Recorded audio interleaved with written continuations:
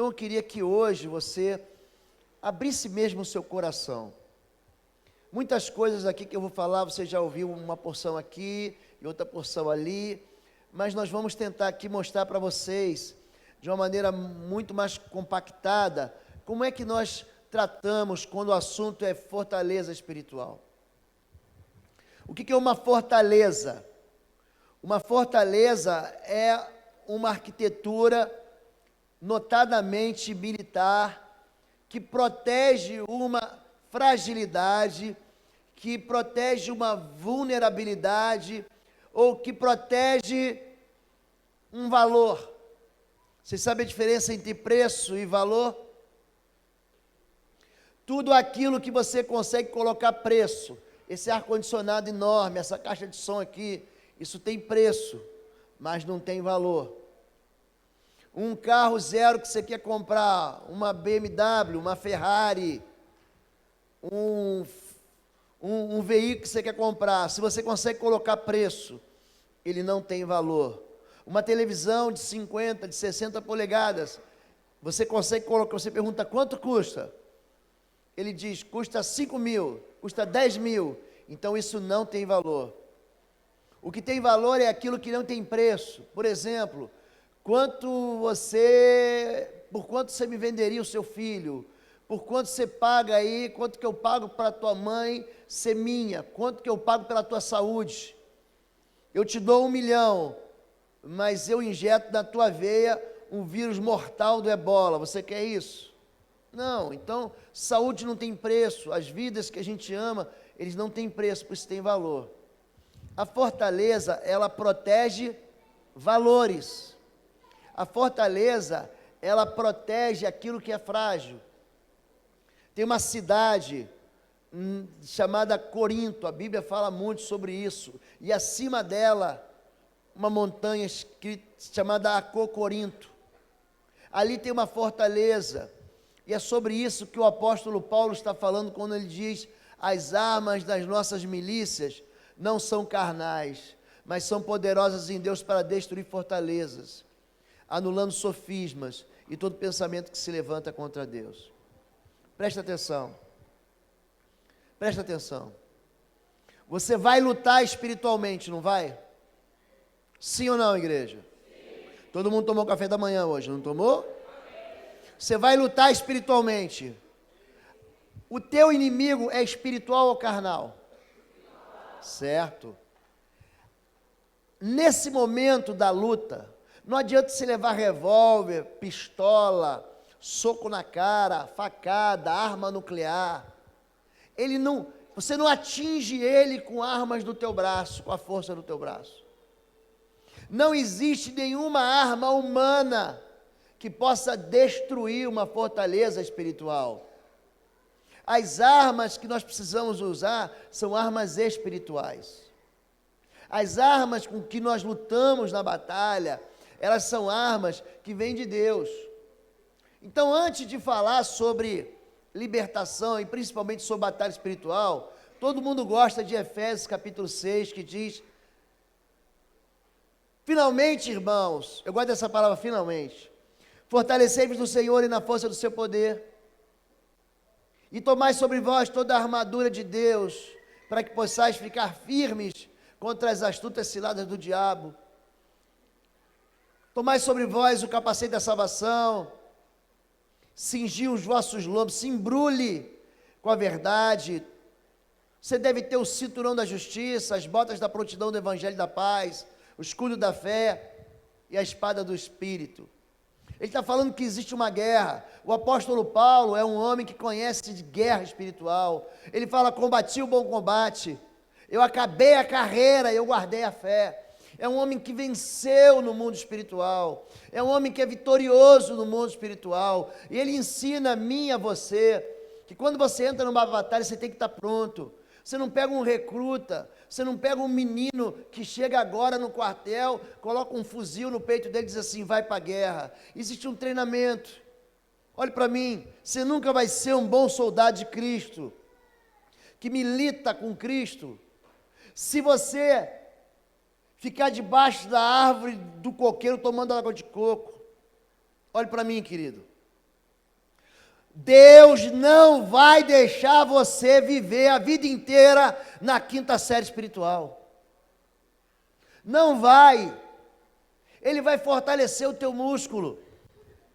Ele vai te dar inimigos para você vencer. É Deus que diz: eu te levei até os gigantes amorreus, eu te levei. Deus, Ele nos dá provas, não para nós reprovar, mas Ele dá prova para nos aprovar. O que você tem que fazer para passar de ano, da quinta série para a sexta série? O que você tem que fazer? Prova. E se você não for aprovado, se você não for aprovado, você não cresce, você não amadurece, e vive um bebê espiritual a tua vida inteira. Então tem muita gente que vive infantilmente a vida espiritual e não cresce nunca. Quando eu falo de batalha espiritual e de armadura, o povo fala: eu vou nesse negócio que eu gosto, pastor, eu gosto desse negócio de libertação, e pega e diz, e a pessoa se converte, e tem muito medo, fica muito preocupado, porque o diabo é meu inimigo, e ora, e jejua, e busca a Deus. Aí o tempo vai passando, ele vai enfraquecendo nessa fé, ele já começa a achar que aquele inimigo não é tão inimigo, ele começa a ouvir histórias que não são bíblicas, e aí ele chega em casa um dia e começa a fazer, pastor, o striptease da armadura. Ele joga o capacete da salvação para um lado, ele chuta as botas da preparação, do evangelho da paz para o outro, ele esquece, sai de casa, não leva o escudo da fé, espada do Espírito, ele a Bíblia, ele já não lê a Bíblia há tanto tempo que ele já não sabe mais. Eu queria falar um pouquinho com vocês sobre isso. Vamos ouvir a Deus hoje? Você está pronto? Amém. Vamos lá, Dia. Eu acho que tem que abrir aqui, ou você vai colocar no outro? Aqui vai dar? Pode abrir aqui? Eu posso fazer isso? Não vai soltar nada aqui, não? Não, não dá não. Acho melhor colocar no outro. Tá bom? O outro está pronto? Então tá, ele vai colocar no outro. Há muita confusão entre, quando a gente fala de libertação, existe muita confusão. Pronto, destruindo fortalezas espirituais. Pode passar. Libertação é para filho de Deus. Diga, libertação é para filho de Deus. Porque uma mulher cuja filha tinha um espírito imundo, diga espírito imundo, ouvindo falar dele, foi e lançou-se aos seus pés. E esta mulher era grega, cirofenícia de nação, e rogava-lhe que expulsasse de sua filha o demônio. Mas Jesus disse: deixa primeiro saciar os filhos, porque não convém tomar o pão dos filhos e lançá-lo aos cachorrinhos. Uma passagem de Marcos, capítulo 7, de 25 a 29. Primeira coisa que você precisa entender: pastor, eu sou crente, eu preciso de libertação? Preste atenção. 50%, isso é pesquisa científica, coisa de americano. Essa pesquisa está no livro Homens Além do Churrasco e do Futebol. É um livro que fala sobre implantação de ministério de homens na igreja. E esse pastor, ele faz uma pesquisa científica que diz o seguinte: 50% ou mais dos homens que frequentam as nossas igrejas são viciados em algum nível em pornografia.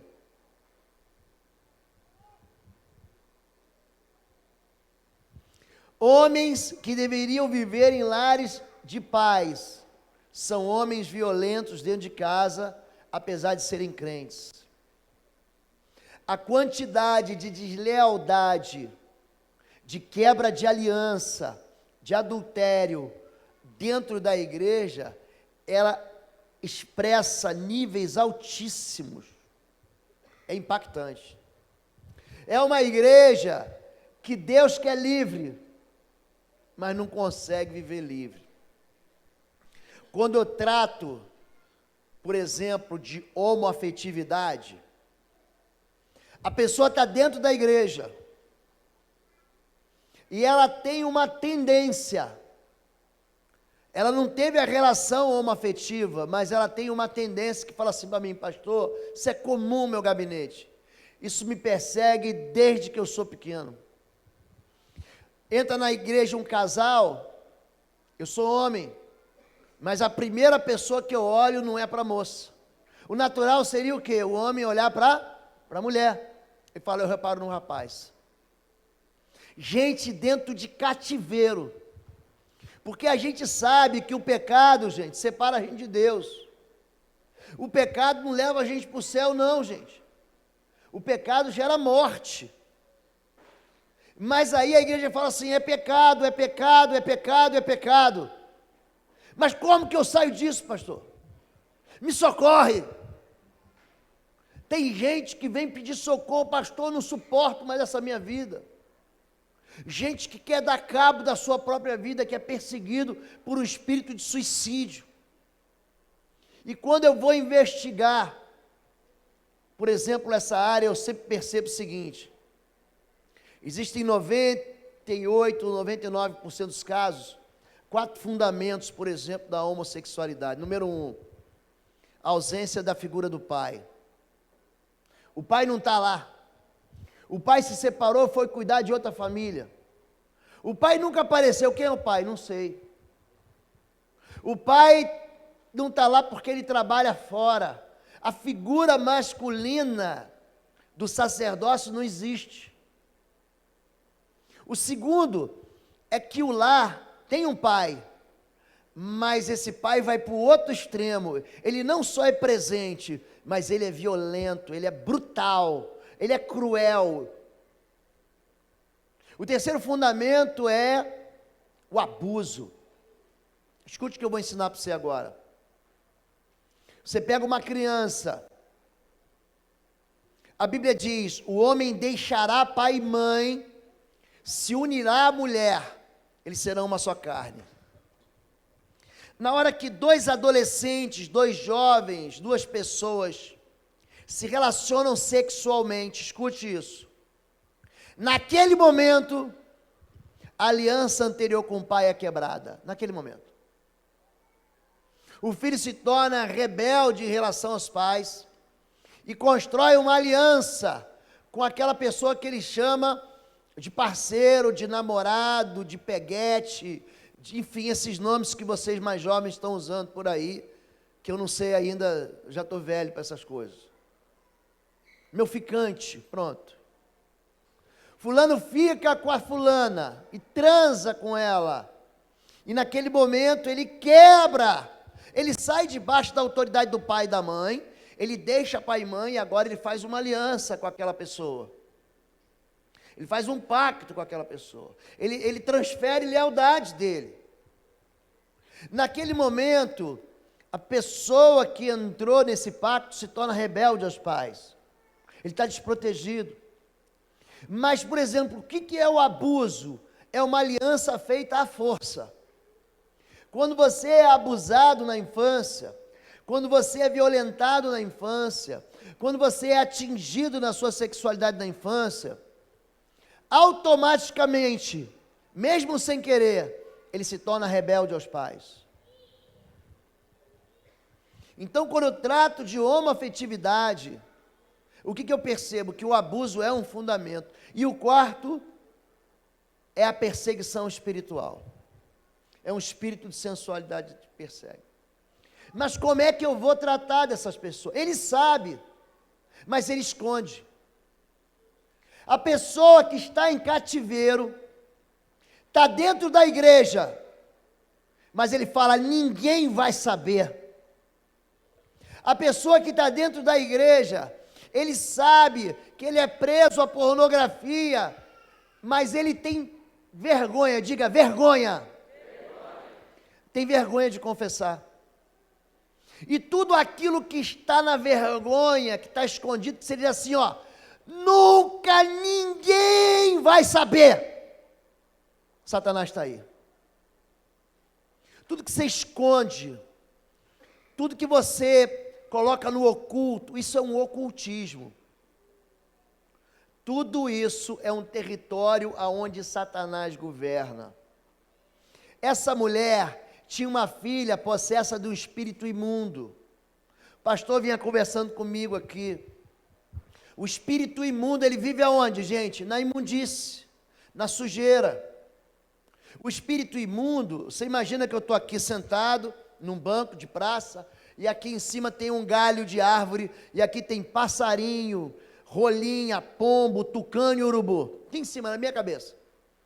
O que vão fazer na minha cabeça? O que, gente? Sujeira, e vamos sujar todo.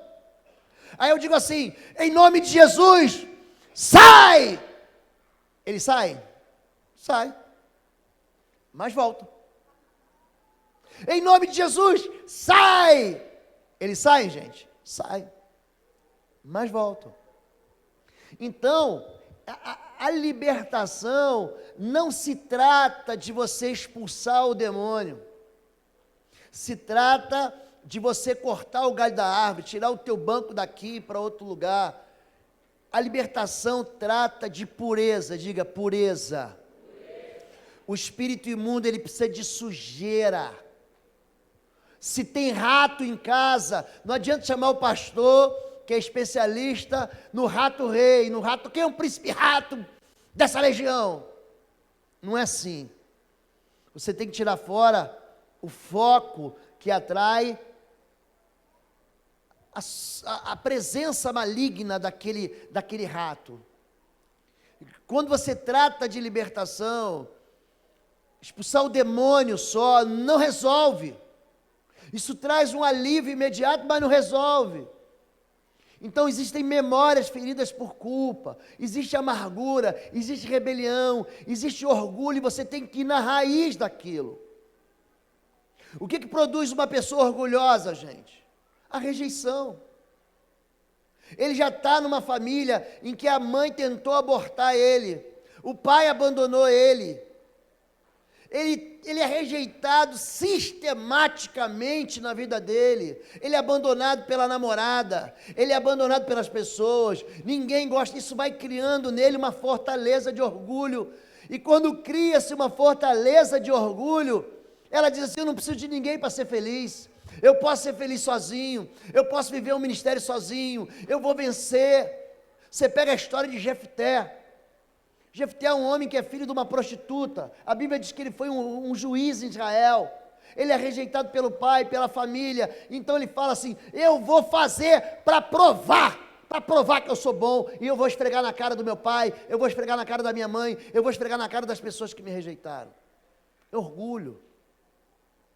Então quando você vai tratar a libertação, você tem que entender, que se você não tratar a libertação para filho, a situação daquele filho vai ficar crítica, daquela pessoa vai ficar crítica, eu vou explicar, pode passar. Expulsão de demônios está ligado ao processo de evangelização. Agora, se a expulsão de demônios normalmente está ligado ao processo de evangelização, por que tem gente que está há 10, 15, 20 anos na igreja e manifesta demônio, pastor? Por quê? Porque existem vínculos que aprisionam a pessoa no espírito imundo. O espírito imundo, ele gosta de pecar. Então, por exemplo, existem vínculos que atraem. Vocês nunca frequentaram um terreiro de ocultismo. Eu frequentei. Eu não nasci num lar cristão evangélico. Quando um espírito imundo manifesta, você pensa que o louvor aqui é brincadeira? Não é não, querido. Você está convidando o Espírito Santo para ele se derramar e entrar e te levar naquele lugar de adoração com Deus. Quando você vai num terreiro e manifesta um demônio, que é demônio aquilo, a primeira coisa que ele busca é um cigarro, é um charuto, é um cachimbo, é um cigarro de palha, ele toma cachaça, toma uísque, ele toma uma bebida alcoólica, isso tudo vincula o mundo espiritual, é um pecado que dá acesso. Então, se você não quebra o vínculo do pecado, se você não corta o galho da árvore, se você não tira o lixo, você não resolve o problema da pessoa. Então, o primeiro passo para a libertação é eu levar a pessoa para Jesus. Esse é o primeiro passo. A libertação lida com causas que viabilizam a exploração demoníaca. Pode passar, Diego. Então, como é que eu vou destruir essas fortalezas? Pode passar. O texto de 2 Coríntios 10, 3, assim que eu citei aqui, ele diz que as nossas armas não são carnais. Eu vou descer para ficar bem mais perto de vocês, para vocês entenderem. Eu atendi um rapaz, há uns anos atrás, ele não é da minha cidade, um pastor me mandou ele. Esse rapaz, ele era casado com a filha do pastor, tinha terminado o seminário, estava prestes a ser ordenado pastor na denominação dele. E esse rapaz chegou no gabinete, ele tinha tido uma questão de imoralidade e adultério. E eu cheguei para ele, sempre que eu vou tratar de libertação, eu preciso saber qual foi a porta de entrada, o primeiro pecado. Eu sempre vou lá atrás, eu estabeleço uma timeline. Você tem Facebook, você sabe que eu estou falando, uma linha do tempo. Por exemplo, um médico acordava toda noite com vontade de morrer. Pastor, um espírito de morte me visita. E eu pergunto para ele assim, desde quando isso acontece? Ele fala, há 7 anos. E o que aconteceu há 7 anos atrás? Há 7 anos atrás, meu pai se matou. 3 da manhã, ele pegou uma garrafa de álcool, jogou no corpo e tocou fogo. O espírito de morte, por exemplo, ele é convidado. Ele não escolhe você e diz assim, eu vou chegar e vou entrar na vida daquele rapaz, daquela moça. Não é assim. O espírito de morte é convidado. A pessoa diz, eu vou te matar, eu vou acabar com a tua vida, eu quero morrer, eu vou jogar minha vida fora, eu vou me matar. Você está dando o quê? Uma autorização, você está liberando uma autorização para ele operar na tua vida. Esse rapaz, ele chega no gabinete, eu perguntei, qual foi a tua primeira relação sexual? Ele falou, foi com uma prostituta. E esse menino tinha um caderno guardado, com o nome de mais de 1000 mulheres, escute, 1000 mulheres que ele se relacionou sexualmente, 1000. E eu quis saber qual foi a razão, onde foi o princípio, não conseguia tratar ele, não conseguia. Até que um dia eu falei para ele assim, você está mentindo para mim. O que liberta a gente, querido, presta atenção, é a verdade. Eu sei que a verdade é cruel e envergonha, mas o que trata a gente é a verdade. Aí, esse menino contou para mim a verdade. Eu falei, essa não foi a sua primeira relação sexual. Qual foi a primeira? Ele contou para mim. Era um garoto, ele tinha 8, 9 anos. E tinha um vizinho, ele morava no interior do estado. E tinha um vizinho que violentou, estuprou ele. Um garoto também de 14, 15 anos. E ele ficou com muita vergonha, o pai dele ficou com muita vergonha. E começaram a chamar ele de Mariquinha, menininha, enfim, aqueles apelidos horríveis. Mas ele falou, pastor, eu não sou homossexual. Eu fui violentado, foi uma crueldade que fizeram comigo. Então ele cresceu com os irmãos, os tios, os primos apontavam para ele e falavam assim, Mariquinha. E usavam nomes feios contra ele. E massacravam a identidade dele, até que quando ele fez 13, 14 anos, trabalhou na roça, pegou um dinheirinho, aí sim ele foi no prostíbulo, se deitou com uma prostituta e disse, eu sou homem. E todas as vezes que aquela lembrança, daquelas palavras do pai, do tio, dos primos, dos amigos, apontavam para ele e falavam assim, você não é homem, você é mariquinha, porque você foi estuprado. Toda vez que ele lembrava dessa dor, o que ele fazia? Ele ia lá, se deitava com uma, se deitava com outra, se deitava com outra, se deitava com outra. Quando você trata de libertação, você tem que conhecer qual é a natureza da fortaleza. Escute, a fortaleza protege algo que dói na gente. Você sabe o que é um trauma? O trauma é aquilo que dói. Você vai aqui à praia, vocês têm uma praia aqui perto da represa, e não usa sandal, aí tua pele é castigada pelo sol, você fica todo vermelho, que nem um camarão. Aí uma pessoa que te ama, vai te abraçar, aí você grita assim, não toque em mim. Já aconteceu isso com você? Já. A ferida, preste atenção, o que é um trauma? É a ferida que foi ferida em cima de uma ferida que já estava ferida por outra ferida que tinha sido ferida. Um trauma é o quê? É um golpes que são desferidos numa mesma área da sua vida, na sua vida afetiva, na sua vida financeira, na sua vida sexual, na sua vida espiritual, na sua vida ministerial. Existe um golpe que é dado, a gente fala assim, pastor, esse pecado aqui eu já desisti. Já aconteceu isso contigo? Esse pecado aqui para mim não tem jeito, eu não consigo me libertar. Ali tem o quê? Existe um foco existe uma infecção. Quando a gente olha na libertação, você olha para a vida do cara e fala assim, ele é ladrão, pastor, esse sem vergonha não muda. Ah, aquele homem não vale nada. Ele trai a esposa dele, aquele filho não vale nada. Olha só, presta atenção. Isso é só a febre. Tratar a febre não resolve, você tem que tratar a infecção. Quando aquele homem que foi abusado, nós levamos ele ao perdão, isso é muito difícil. Você perdoar o agressor, porque você não quer que ele seja perdoado, você quer que ele pague, e pague caro. Aquele homem que me roubou, aquele homem que me enganou, aquele homem que me abandonou, aquela mãe que me distratou, você não quer que ela seja perdoada. Você quer fazer justiça com as próprias mãos. Aliás, pastor, eu nem quero tocar nele, mas eu quero que Deus leve ele para um lugar bem ruim. Não é isso, gente? É o meu desejo de fazer justiça com as minhas próprias mãos. Então, quando você leva uma pessoa ao perdão, e fico muito feliz quando eu trato. Essa é a minha coleção de troféus para o Senhor. Nós levamos aquele homem a perdoar o agressor, a perdoar o pai.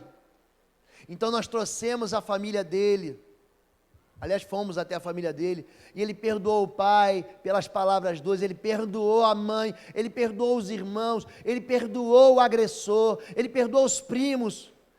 E no final ele se perdoou porque a vítima achava que ele era culpado. Por que eu não corri? Por que eu não gritei? Por que eu não me defendi? Por que eu não dei uma pedrada nele? Não só perdoou os outros, mas perdoou a si mesmo. E quando você leva a vítima ao perdão, à confissão, esse homem, eu tratei ele, já deve ter uns 6, de vez em quando eu ainda falo com ele não mora na minha cidade. Eu falei aí, meu irmão, pastor, eu estou livre. Quando você confessa, quando você traz à luz a natureza do seu pecado, da sua dor, isso é libertador. Agora, pode passar. Quando eu falo sobre libertação, aqui devia ter, é que o software não permite. Toda libertação lida com uma mentira, toda ela. Então aqui embaixo, na parte mais fundamental, aqui no fundamento tem uma palavra escrita mentira e em volta sofisma. A cada mentira que aceitamos, estamos dando espaço para a criação de uma fortaleza na nossa mente. Muita gente imagina e pensa que não é aquilo. Lembra que nós falamos ontem, o que eu sou, o que eu posso e o que eu tenho? Aquilo é a verdade. Nenhuma daquelas palavras está ausente das Escrituras. Todas elas são palavras da Bíblia, nas quais Deus diz, você é luz, você é sal, você é uma nova criatura, criada em santidade e justiça, você tem autoridade, você pode perdoar, você pode amar, você pode cuidar. Tudo isso é verdade, mas aí você recebeu uma mentira. Você não é bonito. Você não é inteligente, você nunca vai ser uma mãe, nunca vai ser um pai. E aí quando você recebe essa palavra, você recebe de pessoas que têm autoridade sobre você. Pais que receberam palavras dos filhos, filhos que receberam palavras dos pais, professores, pastores, líderes.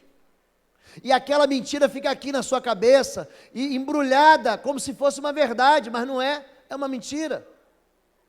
Toda vez que você acredita numa mentira, uma fortaleza entra na sua mente. Vocês entendem isso, gente? É por isso que a libertação trabalha com a verdade. Pode passar.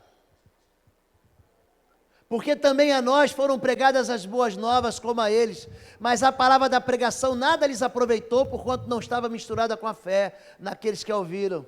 O pastor falou para mim hoje de manhã no café, que existem 2 fundamentos na nossa vida espiritual cristã, a fé e o amor. Está aí, preste atenção. Quando você lê a Escritura, querido, pegue a Escritura, pega aquilo que está escrito e mistura com fé. Engole aquilo, deixa aquilo entrar dentro de você, misture com fé. Se a Bíblia diz que você pode, você pode. Tem gente que ganha o suficiente, mas sofre de uma doença chamada dinheiro-réia. Sabe o que é isso, gente? Ele ganha muito, mas o dinheiro não dá para nada, pastor, não dá para nada. Nós falamos sobre o saco furado. Ele fala, eu não consigo sair dessa dívida. Mentira. Eu não consigo sair dessa situação de estrangulamento econômico. Mentira. Eu não consigo me libertar do cigarro. Mentira. Eu não consigo deixar a cachaça. Mentira. Eu não consigo deixar a droga. Mentira. Eu não consigo me libertar desse meu desejo de traição. Mentira. Há um sofisma. Por que o apóstolo Paulo fala assim, anulando sofismas? O que é um sofisma, gente? É uma mentira apresentada como se fosse uma verdade. É uma mentira que tem uma lógica razoável e que você imagina assim, sabe que eu não tinha pensado desse jeito, mas continua sendo mentira. E você tem que anular esse sofisma. Você tem que destruir esse sofisma. Você tem que tirar da tua cabeça essa mentira. Jesus diz, aquele que crê em mim, obras maiores fará. E aí você fica preso, como numa cadeira de rodas. Você fica preso e não consegue romper, não consegue vencer, não consegue imaginar e sonhar. Sonhe os sonhos de Deus. Sonhe o impossível. Sonhe aquilo que você não consegue alcançar, porque o impossível é um território do Senhor. Eu sempre trato as pessoas e digo assim no final, assim, eu quero agora uma lista dos seus impossíveis, de sonhos que você tem que são impossíveis para você. Porque se é possível para você, Deus não vai mexer aí. Ele já te deu a resposta. Mas se é impossível, sejam questões espirituais, ministeriais, materiais, um sonho, pastor, eu tenho um sonho de viajar.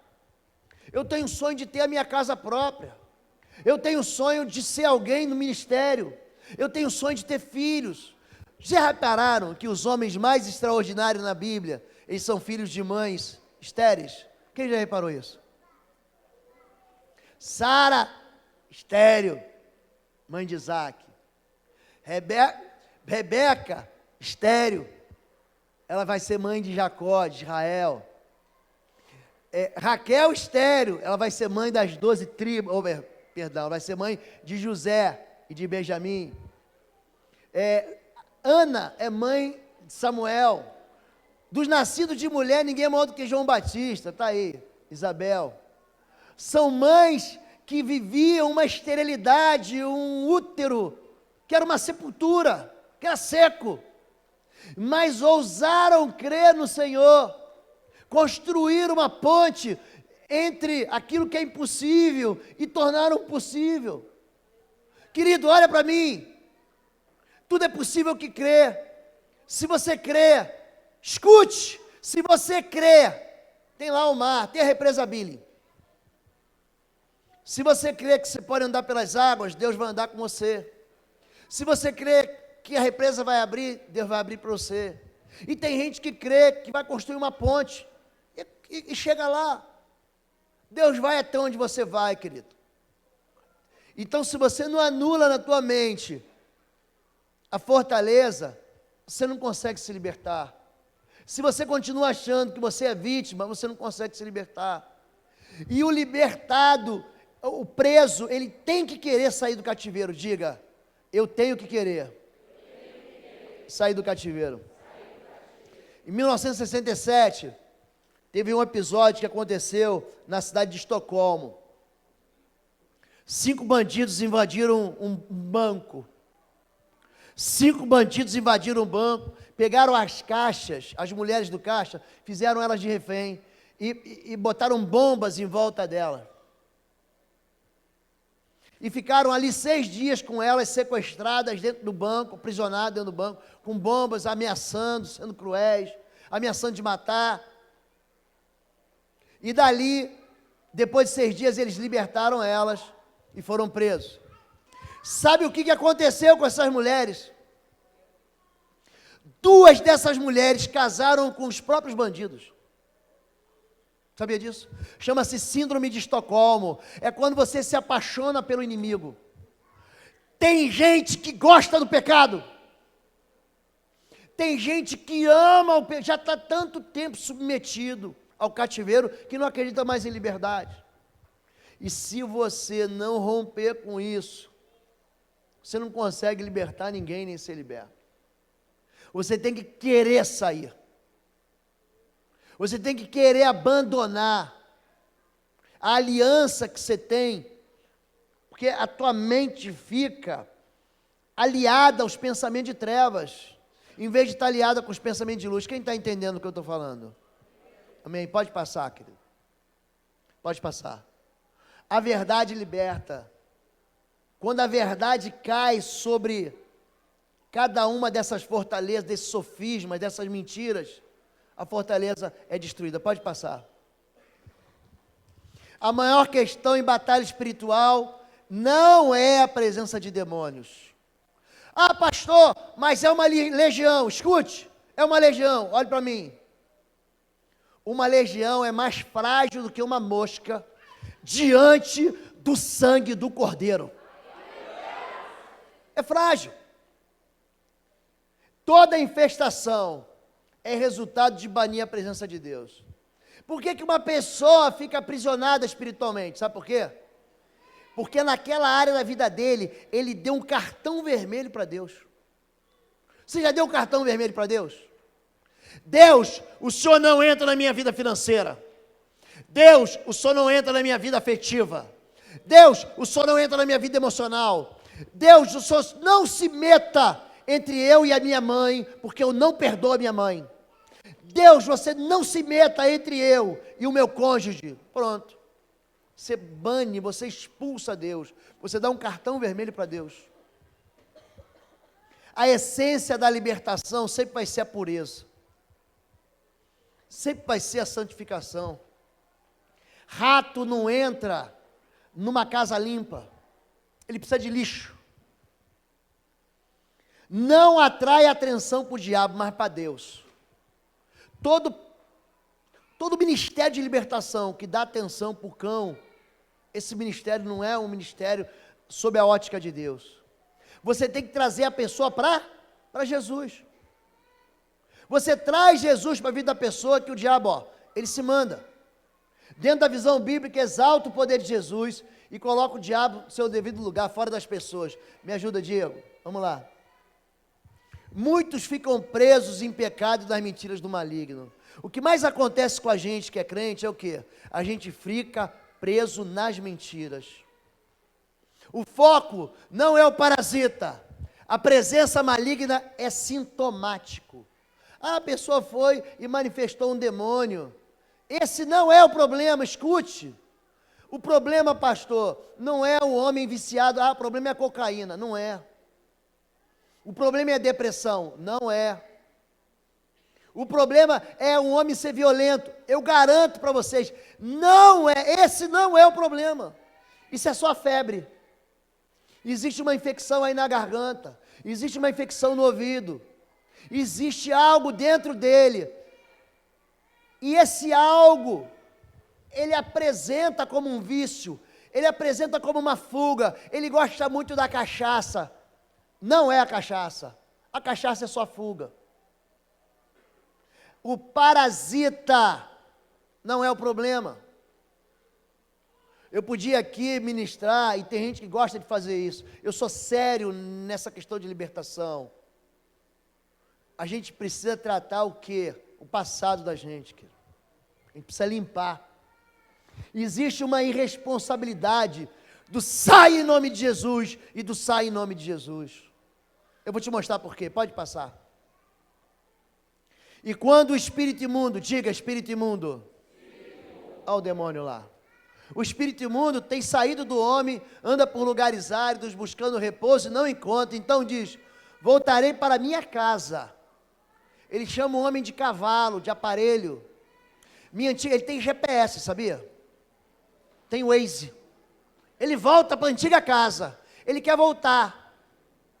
De onde sair, voltando, acha desocupada, varrida e adornada, então vai e leva consigo outros 7 espíritos piores. Diga, 7 espíritos piores. Do que ele, e entrando, habitam ali. E são os últimos atos desse homem, piores do que os primeiros, assim acontecerá também essa geração má. Mateus 12, Jesus dá a lição sobre como vencer as trevas. Ele expulsa um demônio logo no início. E aí, quando ele expulsa, os fariseus que estão perto falam assim, ele não expulsa Satanás, senão por Satanás. Não expulsa Beelzebu, senão os demônios, senão por Beelzebu, o príncipe dos demônios. Sabe quem é Beelzebu?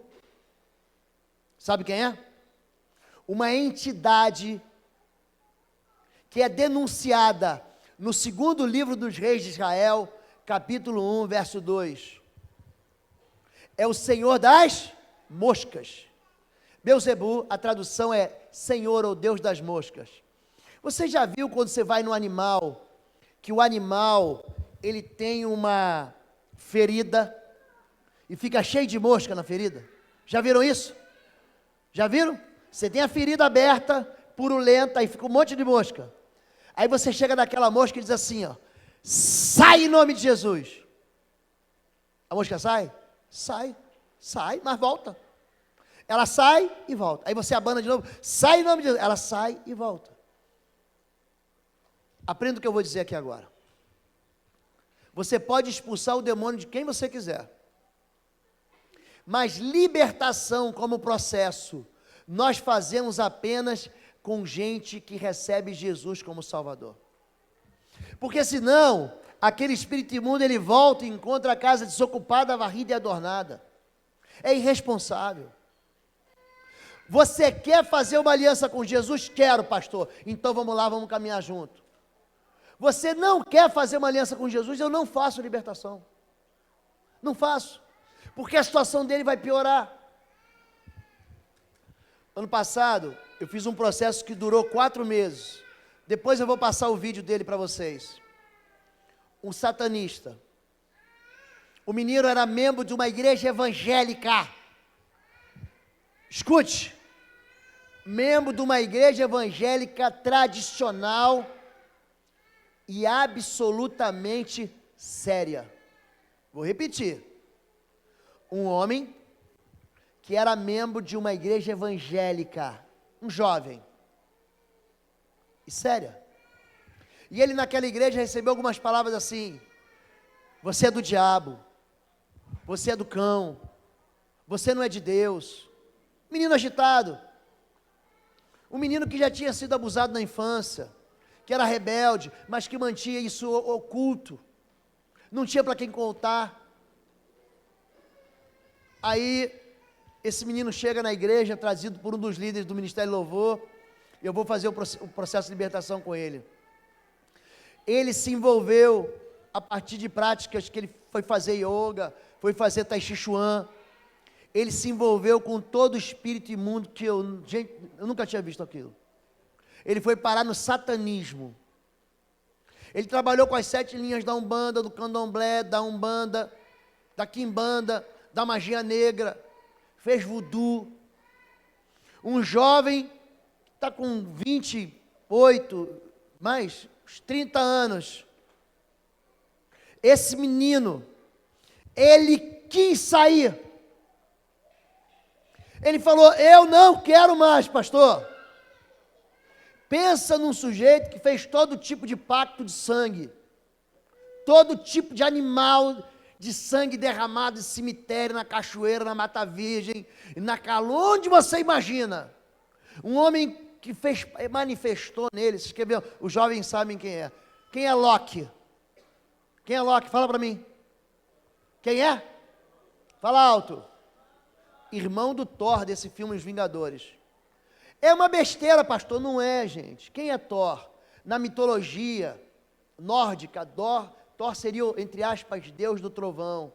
Loki é o deus da mentira, é o irmão do Thor. Esse rapaz, ele fez alianças lá atrás. Quando ele brincava, ele fez alianças, pactos com o Loki, da mitologia nórdica. No processo manifestou esse demônio. Mas ele quis sair do cativeiro. Eu falava, amanhã você volta, ele volta. No início aqui, Sandrinha acompanhou, minha esposa acompanhou, era 2, 3 horas só expulsando demônio, não dava nem para discipular o rapaz. Eu tinha que fazer o processo de libertação de manhã, o discipulado à noite, processo de manhã, discipulado à noite, processo de manhã, discipulado à noite, e ele avisava para a gente. No início ele falava assim, o que você lembra? Eu falei assim, não lembro de nada, pastor, não lembro nem de ter entrado aqui. Mas depois, ele começou a ficar consciente, então entre uma manifestação e outra, ele falava a mim assim, pastor, esse que vem aí é forte. Ele avisava para mim, cuidado. E aí manifestava, a gente expulsava, eu perguntei, por que ele é forte? Ele falou assim, porque eu manifestava quando eu bebia uísque. Toda vez que eu tomava uísque, esse espírito imundo manifestava, eu batia em todo mundo. Ninguém me segurava. Ele lutador de MMA, dessas lutas marciais, né? Então, pastor, quando eu tomava uísque, ninguém me segurava. Eu batia até sair sangue. O que eu quero que você entenda? Eu quero que você entenda que você pode fazer processo de libertação com qualquer pessoa. Mas, em primeiro lugar, essa pessoa tem que ter uma aliança com Jesus. Em primeiro lugar, leve essa pessoa para Jesus. Porque senão você vai estragar a vida dela. Pode passar. O sintoma, quando se fala de libertação, é o mecanismo de alerta. Pode ser um comportamento. Olha o comportamento dele, pastor, é o que a gente chama de transgressão. Esse é só um sintoma. Existe a causa, que é a fonte do problema, é o foco do problema. E existe o tratamento, e é isso que a gente vai fazer. Pode falar, pode passar. Memórias feridas por culpas. São lembranças amargas que você tem. São coisas que você fala assim, não, o tempo vai curar. Não cura, gente. O tempo não cura, a distância não cura. Quem cura é Jesus de Nazaré. Dá um amém mais aleluiado. Amém. Jesus é que cura. Você vai diagnosticar as vergonhas, aquilo que você não quer contar para ninguém. Eu não estou chegando para você aqui dizendo, não, pastor, agora você pega o microfone, vai lá e conta tudo para todo mundo. Não, você tem um conselheiro. Quantos aqui são líderes de célula? Levante a mão. Olha o que eu vou dizer para vocês. A fofoca é o suicídio do aconselhamento. Se alguém confia a você uma iniquidade, se alguém confia a você um pecado, é para você lidar entre você e ele, e mais ninguém. Se você não tiver condições de socorrer, aí sim, você vai pedir socorro para os teus líderes e para os teus pastores. Mas sempre com a autorização da pessoa que está pedindo socorro. A pessoa confiou para você um pecado. Confessai uns aos outros as vossas culpas, para que sareis. Se você sai contando para todo mundo o que acontece, você está fazendo um papel muito bonito para o diabo, porque ele que é o acusador, é entre você e ele só. Entendeu? Me dá um amém. Amém. Pode passar. Não, fica aí, desculpa, volta. Abusos e traumas encobertos, pecados ocultos, iniquidades e feridas familiares, quebras de aliança e crises familiares. Tudo isso você diagnostica quando você vai fazer libertação. Esse é um processo que você vê. Agora sim, pode passar. Olha como é que Jesus faz o processo. Em Lucas capítulo 13, havia uma mulher. Eis que estava ali uma mulher que tinha um espírito de enfermidade. Diga, espírito de enfermidade. Você está vendo que existem enfermidades que são espirituais? Por que, pastor, que a gente tem que colocar a mão sobre os enfermos? Por quê? Hein, pastor? Porque existem espíritos que trazem enfermidade. Sabia disso? eles se alojam na vida da pessoa por anos. Eles se alojam na família da pessoa por anos. São enfermidades que a bisavó teve, que a avó teve, que o avô teve, que o pai teve, que a mãe teve, que o filho teve, e o netinho está tendo e o bisneto também está apresentando. Ele segue uma herança familiar. Ela tinha um espírito de enfermidade, já há 18 anos, e andava curvado e não podia de modo algum endireitar-se. Vendo a Jesus, chamou para si e disse-lhe: mulher, estás livre. Ele libera uma palavra: seja livre dessa enfermidade. Diga: seja livre, dessa enfermidade. Ele dá uma ordem no mundo espiritual. Olha o que acontece. E pôs as mãos sobre ela, e logo se endireitou, e glorificava a Deus. E aí é uma discussão, porque Jesus cura no dia do sábado, mas ele diz: e não convinha soltar dessa prisão no dia de sábado. Ela estava cativa, gente. No dia de sábado, essa filha de Abraão, a qual 18 anos Satanás tinha presa. Pergunto para você, essa mulher era crente ou não era? Era ou não era, gente? Ela está na sinagoga. Não era crente como a gente é evangélico hoje, mas era uma mulher que buscava a Deus, que servia a Deus, mas ela estava em escravidão. O que é um cativeiro? É uma prisão que você entra e que existe um guarda armado. Quem aqui já foi numa prisão? Já foram? Lá não tem soldado armado, não tem policial armado, ele não deixa ninguém escapar, não vai sair, ele é preso a 7 chaves, ele te coloca dentro de um calabouço. Para quê? Para que você viva enferma a tua vida inteira. E de preferência que essa enfermidade seja transmitida de geração em geração. Esse espírito de enfermidade estava lá há quanto tempo, gente? Por que a Bíblia fala isso, 18 anos? Porque essa enfermidade teve uma porta de entrada. Essa enfermidade chegou no lugar um dia e entrou na vida da pessoa. É normal a pessoa dizer: eu entrei aqui porque a mãe dela me deu. Você pega uma mãe que pega o bebê e consagra o bebê a um demônio, a um Exu, a um caboclo, a uma pombagira. Você está dando autoridade para aquele demônio se esconder lá dentro dela. Pastor, por que a mente dele é pervertida? Pastor, por que ele não consegue se consertar? Porque existe uma infestação, existe um domínio sobre ele, existe um controle sobre ele. É por isso que eu tenho que saber aonde começou, como começou. Jesus é levado para ele um menino endemoniado, e aí o pai diz: os teus discípulos não conseguiram expulsar, e Jesus pergunta: desde quando isso acontece? Desde a infância. Vocês já viram criança endemoniada?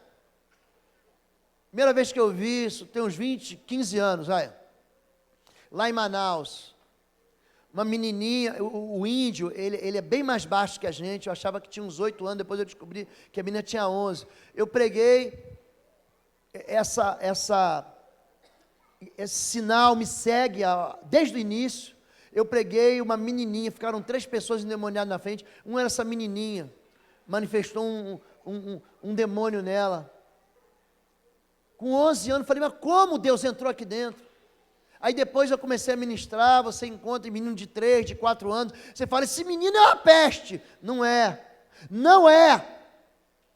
E existe um sacerdócio maligno sobre ele. Eu pergunto uma coisa assim: quem é o pai? É a primeira coisa que eu pergunto, é o pai.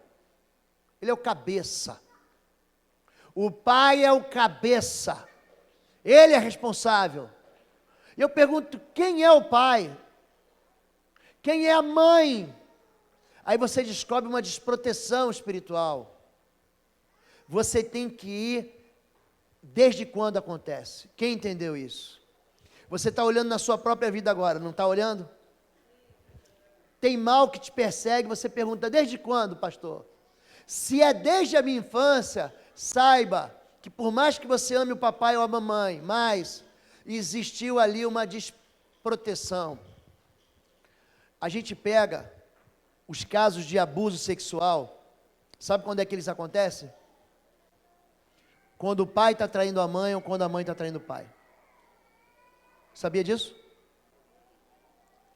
Os casos de abuso acontecem nas falhas de paternidade, não estou dizendo que é 100% dos casos, mas numa enormidade de casos eu pergunto, quem era o teu pai? Não, meu pai estava separado da minha mãe, meu pai estava longe da minha mãe.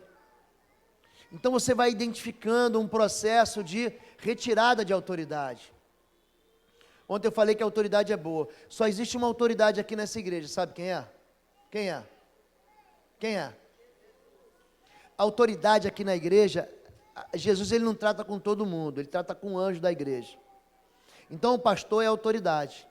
Existe uma palavra em hebraico, é um salmo que diz, Minei manov manaim shevet yarim gam yahatz. Significa, é o óleo que escorre, que desce da cabeça de Arão, pela barba, pela gola. É como o Hermon, a neve do Hermon, ela derrete e ela forma as fontes do Jordão. A autoridade que está nele é transferida para quem? Para quem está debaixo dele, para quem é discípulo. Então, se ele tem autoridade e essa unção de fertilidade, quem está debaixo dele recebe a mesma. É por isso que a autoridade é tão boa, a autoridade me protege, me supre. Você está debaixo da autoridade de um pai que abençoa, meu filho, você decola. Você está debaixo de uma autoridade que amaldiçoa, você aprisiona. Quem entendeu isso? Todo mundo entendeu isso? Por que você acha que Deus fala para Moisés, coloca a mão na cabeça de Josué e reparte a autoridade? Por que você acha que Jesus fez isso com os discípulos? Por quê? Ele reparte o que? Aquilo que ele tem. Pode passar. Agora, as pessoas me perguntam, pastor, onde é que está o diabo? Está no inferno? Está rodeando pela terra? Onde que ele está? A Bíblia responde.